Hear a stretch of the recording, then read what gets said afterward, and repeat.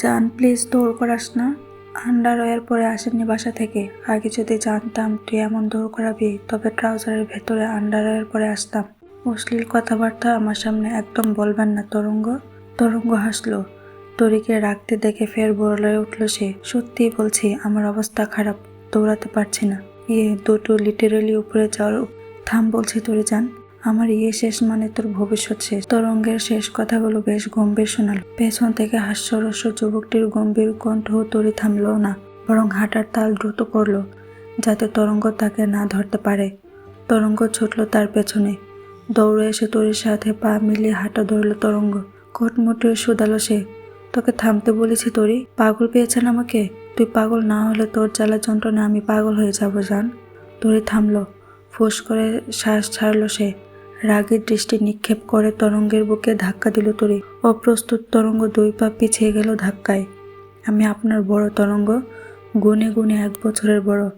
জানেন এখন আমার বয়স কত চলছে? তরঙ্গ বাঁকা হাসলো। কপালে হাত ঠেকিয়ে কিছু মনে করার ভঙ্গিতে সে দাঁড়ালো। তোর বয়স জানি কত? একদম অসভ্যের মতো তুই তোকারি করবেন না। আপনি নিষেধ করার পর থেকে আমি আপনাকে তুমি থেকে আপনি বলা শুরু করেছি। আশা রাখছি আপনিও আমাকে তুই বলা বন্ধ করবেন। পারবো না, আমি বাড়ি ছাড়তে বাধ্য হব তরঙ্গ। তরঙ্গ দীর্ঘশ্বাস ছাড়লো। ক্লান্ত কণ্ঠে বলল সে, কতদিনের বড় তুই আমার থেকে? পাক্কা 1 বছরের। আমার 25 চলছে তরঙ্গ। Right now I am 25। So what? I am 24। প্রাপ্তবয়স্ক পুরুষ। তোকে ডিএনএ দিতে পারবো এবং আমার ডিএনএ যথেষ্ট ফ্রেশ অ্যান্ড স্ট্রং। আবার তুই তো আমাকে ভালোবাসিস তরি। কোমরে হাত ঠেকে চোখ বুঝলো তরি। অতঃপর চোখ খুলল। কতবার বলেছি আপনাকে ভালোবাসি না আমি আপনাকে? এমন বেহার মতো পেছন পেছন ঘুরবেন না।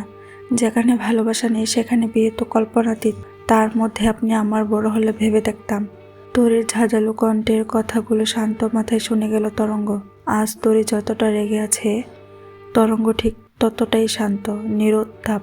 মাথা চুলকে সন্দিহান তরঙ্গ বলল, মনে কর আমি তোর বড়, তুই আমার ছোট। আমরা আর 10টা কাচিনির মতোই বিয়ে করে নিই চল। এটা গণিত না যে মনে মনে সংখ্যা ধরবো।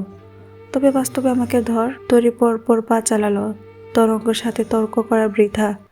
গত 1 বছর ধরে বিয়ে করে তাকে পাগল করে তুলেছে ছেলেটা। রুমে ফিরতে হবে তাকে। বাবা এসে পড়বেন কিছুক্ষণের মধ্যে। বাড়ি ফিরে তাকে রুমে না পেলে রেগে যাবেন ফরহান সাহেব। কিছুক্ষণ আগে তরিকে কল দিয়েছিলেন ফরহান। গম্ভীর কণ্ঠে বলেছিলেন তিনি তরির মামি, মামাতো ভাই এবং কাজী শুদ্ধ বাড়ি আসছেন। আজই তার মামাতো ভাইয়ের সাথে তরির বিয়ে পড়ানো হবে। লোকটার বয়স 37, আপাতত সিঙ্গেল। আগের স্ত্রীর অত্যাচারে অতিষ্ঠ হয়ে ডিভোর্স দিয়েছে, তারপর আর বিয়ে করেনি। এখন নাকি তরিকে তার পছন্দ হয়েছে। ছোট একটা শ্বাস ফেলা ছাড়া এতে দ্বিমত পোষণ করতে পারেনি তরি। কারণ 25 বছর হওয়া সত্ত্বেও তার এখনো বিয়ে হয়নি। এখন আবার এই বয়সে এসে পাত্র রিজেক্ট করা ন্যাকামি ব্যতীত কিছুই না। এবারে তাতে পাত্রের দোষ থাকলেও তা বিষয় না।